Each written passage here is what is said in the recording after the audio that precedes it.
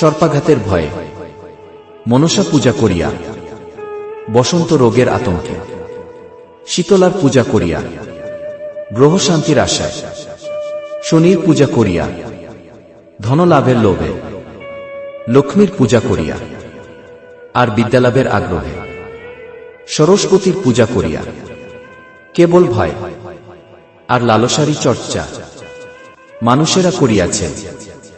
এই পথ তোমাদের জন্য নহে। অখণ্ড সংহিতা ঊনবিংশ খণ্ড।